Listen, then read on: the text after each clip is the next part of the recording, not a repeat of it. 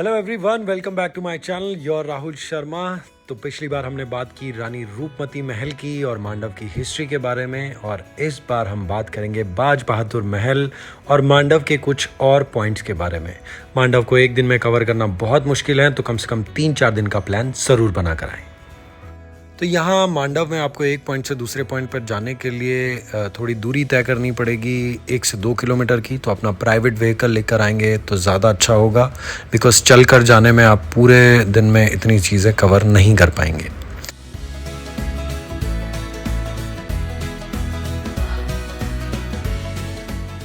तो ये है इको पॉइंट, जो कि पड़ता है जहाज महल और बाज बहादुर महल के बीच में।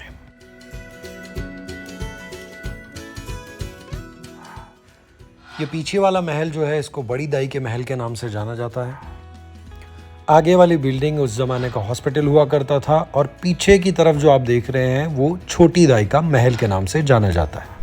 छोटे मोटे गरीब लोग होते थे, उनका डिलीवरी यहाँ था उस जमाने में। तो राजा महाराजाओं के यहाँ पर जब दाई माँ की ज़रूरत होती थी तो वो लोग नौकर चाकर को यहाँ भेजा करते थे। यहाँ पर महल के सामने एक आदमी रहा करता था। वो आदमी राजा का नाम लेकर दाई माँ को आवाज़ लगाता था, वो महल तक आवाज़ जाती थी, वहाँ से फिर दाई माँ राजा के महल तक पहुँच जाती थी।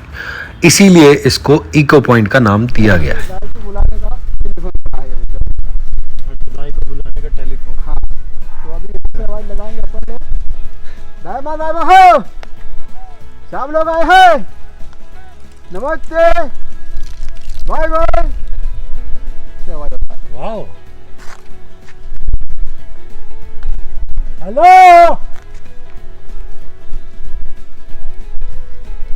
नमस्ते,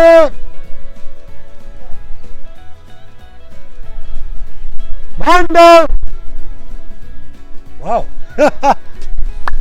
सुपर। तो ये पहले के ज़माने का टेलीफोन वाला सिस्टम। टेलीफोन वाला सिस्टम पहले के बंद है। ये वाला वन विभाग के अंदर वहाँ जा, तो उधर से आने का होता है, पीछे से। पीछे से ना। हाँ, तो ठीक है, अगर हो सका तो उधर भी जाएंगे और दिखाते हैं आपको कि वो कैसा है। हाँ, ये है क्या ये वाली चीज? सर ये इमली है, ऐसा निकलेगा ये इमली है। ये कैसे निकले ऐसे? इसका नाम है खुरासानी। कौन सा इमली? खुरासानी। फुरासानी। हाँ। इतनी बड़ी इमली देखी है कभी? एक्चुअली इमली नहीं है, इमला है। दिखती ऐसी है, लगती कैसी है, वो अभी खा के बता। जब तक हमारा जलजीरा बन रहा है हम खाएंगे इमली और खा के बताते कैसी लगती है।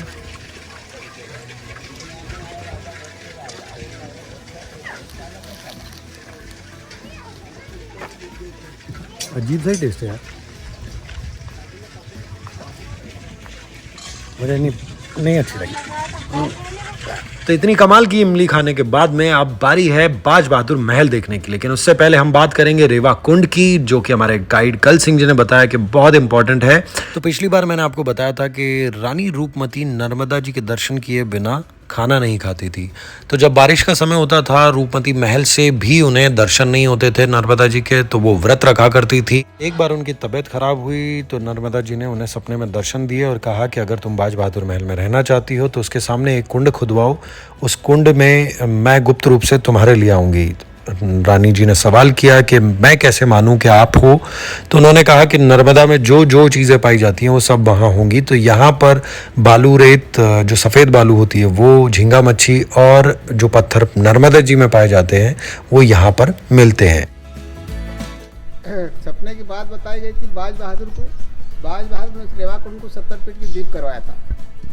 आग के समय सफ़ेद कलर की बालू रेत, झींगा मच्छी और एक साधु लोग शंख बजाते हैं और शिवलिंग जैसे पत्थर में पाए जाते हैं नदी में। जैसे 4 चीज़ पाया था इस रेवा कुंड के अंदर, उसी को वो लोग मान गए नर्मदा जी का जल है। नर्मदा जी का सेकंड नाम रेवा, उसका नाम रेवा कुंड। रानी मान गई नर्मदा जी का जल, जिस रोज मान जाएगी दर्शन करने, अगर नहीं दर्शन होगा तब इसमें आकर दर्शन किया करती थी और भजन पूजन के जिसके बाद खाना खाते, इसलिए इसको आज के लोग नर्मदा जी का जल मानते हैं।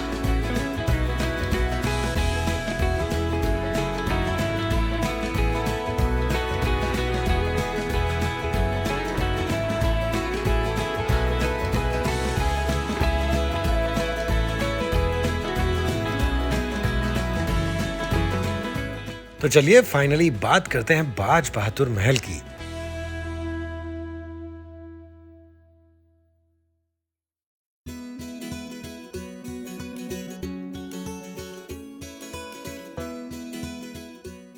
(1508) में नसरुद्दीन खिलजी ने यह महल बनवाया। बाज बहादुर आते हैं 1556 में, उन्हें यह बना बनाया मिलता है। इस महल को रानी रूपमती संगीत महल के नाम से भी जानते हैं।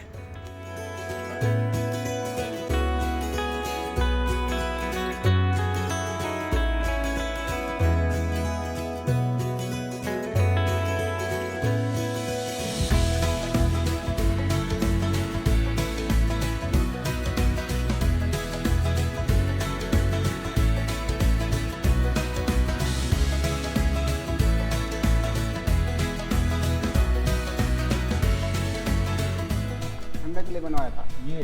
हाँ, इसकी कहानी ये बोल रही है कि इसे राजा लोग रानी लोग उस झरोखे में जाकर बैठेंगे, उनको साइड से हवा मिलेगी, इसलिए बनाया था ठंडक के लिए वो।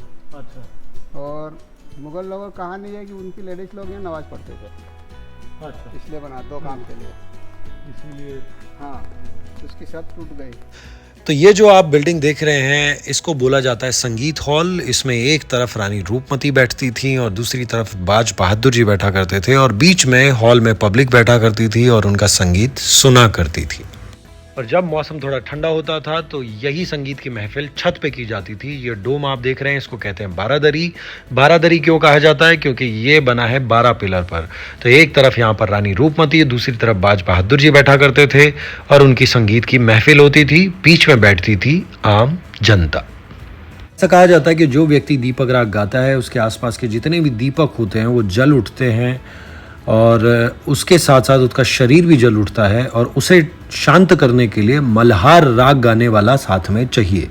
तो बाज बहादुर जी गाते थे दीपक राग और रानी रूपमती गाया करती थी मल्हार राग। इस तरह उनका ये जो कॉम्बिनेशन था संगीत का, ये बड़ा ही कमाल का था। रहती थी साथ में। वाह यार, ये कहानी का मेन कहानी ये है। मेन कहानी है। सो ये है आपका संगीत हॉल। यहाँ पर सारे लोग बैठा करते थे और उनकी जो महफिल हुआ करती थी, उर्दू में तो महफिल ही कहेंगे।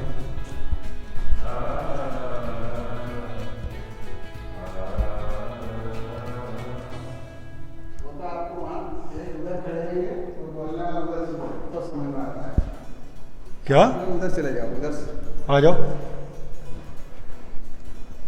तो क्या करना है? इधर गाना है? अच्छा, तो वहाँ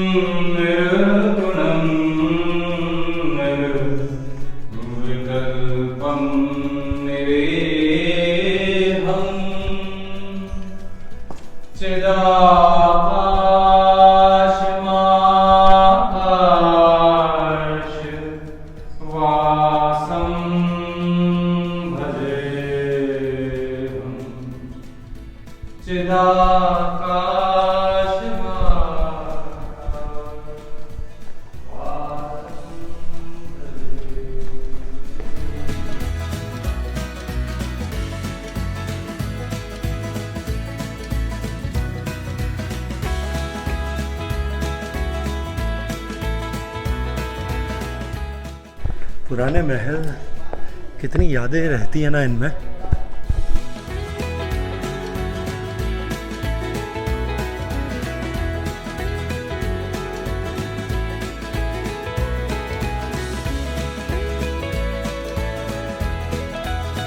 ये एरिया जो आप देख रहे हैं ये पूरा पब्लिक सिटिंग के लिए हुआ करता था। कोई भी नाटक, नाच गाना या जो भी होता था वो यहाँ पर होता था। पब्लिक भी जमा होती थी, बाज बहादुर, रानी रूपमती और बाकी के लोग भी रहा करते थे। उससे पहले के जो शासक रहे वो और बाद वाले, उन सब ने यहीं काफ़ी टाइम बिताया, इंक्लूडिंग इंग्लिश पीपल। अंग्रेज़ों के ज़माने में भी काफ़ी महफिलें हुई हैं। तो सोचो इस जगह ने क्या क्या देखा होगा, और आज मैं इन्हें देख रहा हूँ।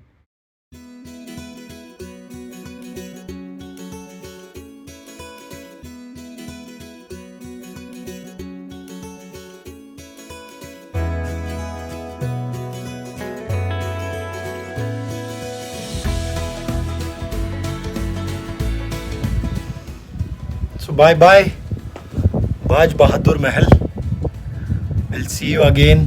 I don't know मांडव अब कब आऊँगा, लेकिन it was lovely meeting you. History of India.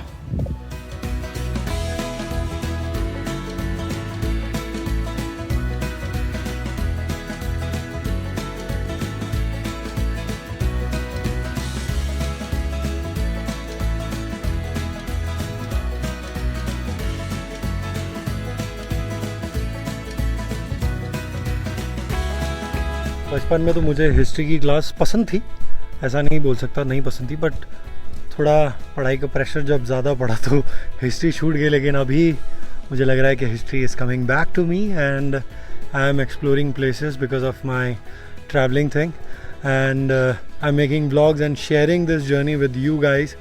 So don't forget to watch other vlogs also, Oli, Goa and different vlogs which I made about traveling, poems and other things. Definitely watch those vlogs.